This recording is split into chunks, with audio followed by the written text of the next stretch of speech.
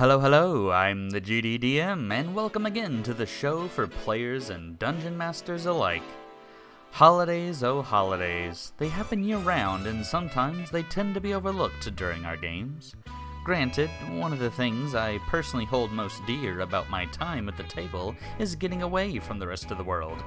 But there is something to be said about looking into festivities throughout the year to spice up our games. Today we are going to be talking a little bit about how to use these events in our own games, and then some examples of using real-world holidays in yours. So a few years ago, when 5th edition had first come out, I was exclusively running D&D games for well over 2 years.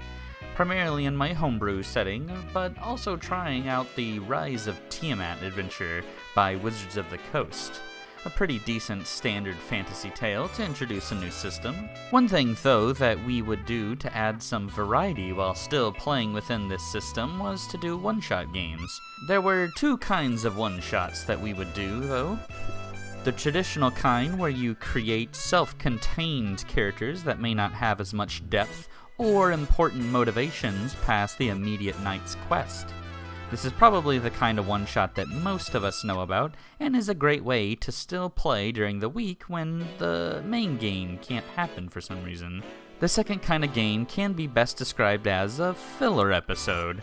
As an example, say the group is trying to aid in the assaults of the Palud Beradenta from the White Royal, and a game night comes upon a week where you or the group is slammed with other things.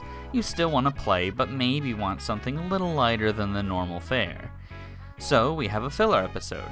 The party is in town during festival, or they are celebrating some holiday in the city. I'll have some more specific examples when we move on to our next section, but the idea is to use the night as a fun low-key stakes role-playing opportunity. What kind of gifts would the witch get the fighter?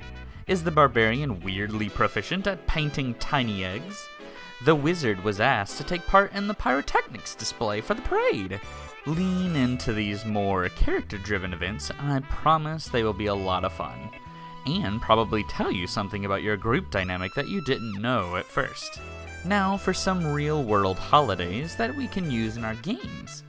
There are two that I believe are the most likely ones that people will think about, and I'll still touch on them briefly. Winter festivals such as Christmas have been talked to death about, so I'll try to mention some aspects that I haven't heard as often. So there's this green guy, right? And he wants to take all the elves' presents. Wait, no, I think that's just the Grinch.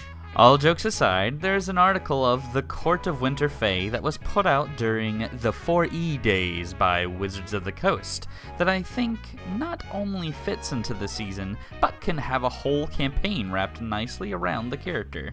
He's just referred to as the Prince of Frost, and long story short, he had a falling out with the Summer Courts when they promised to send aid for when the Fomorians attacked. His queen died, and he took it very personally.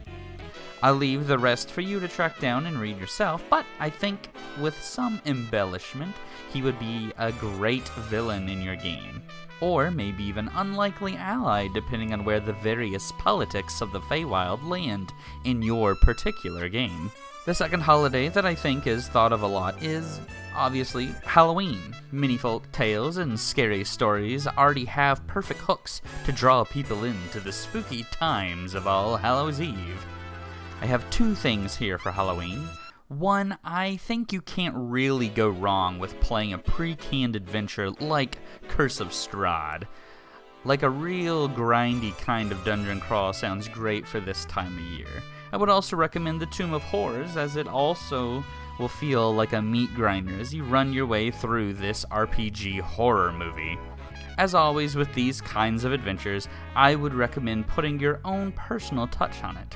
I've run the Carrion Crown adventure path 3 or 4 times now through the first 2 books, and though they are the same story, they never end up being told in the same way, the Carrion Crown being a Pathfinder 1st edition adventure.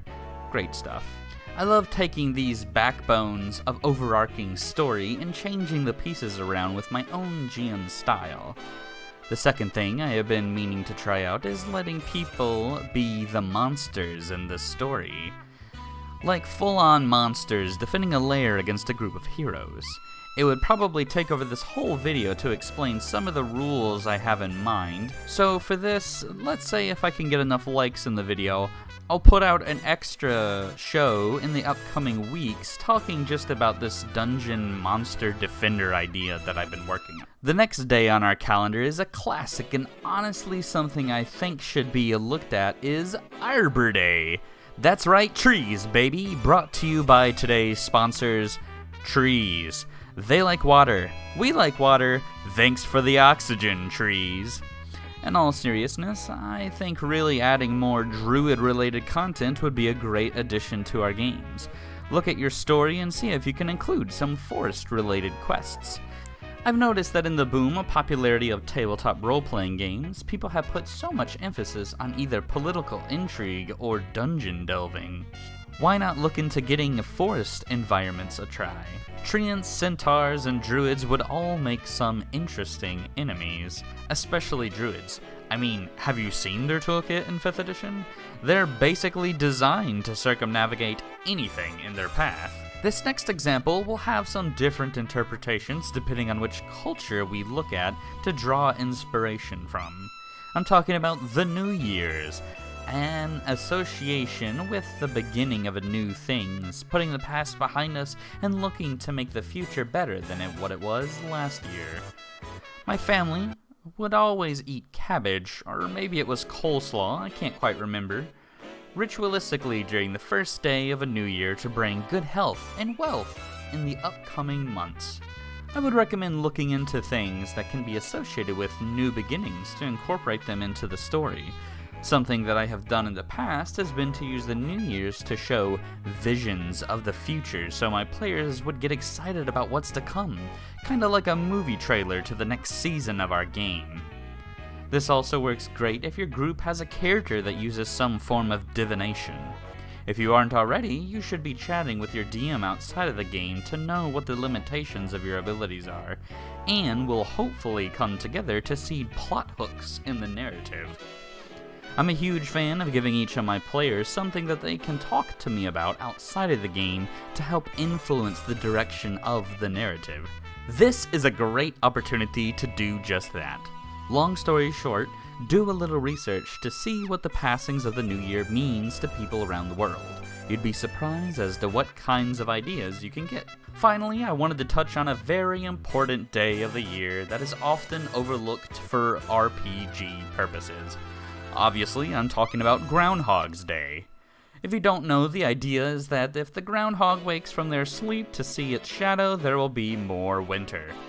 The idea here is a more humorous one. Imagine, if you will, an organization of drow or some undead cultists, as they are set on plunging the world into darkness. How can they do this? By using their shadow magics to steal the life force from the sacred groundhog! I wouldn't go into too much of a tangent on this particular idea, as I just wanted to add it in. As I was brainstorming various ideas of holidays to talk about, a friend mentioned that it would be funny if I mentioned this particular non-holiday. Honestly, I liked it so much, so I figured I'd add it here close to the end of the video. So, what's the takeaway from this week's show? Celebrate with your group. Try to lean on the sillier side of role-playing from time to time. I myself prefer a much more serious tone of game, but still add in these bits of derailment myself from time to time. I also recommend getting it together and sharing some food appropriate to the season.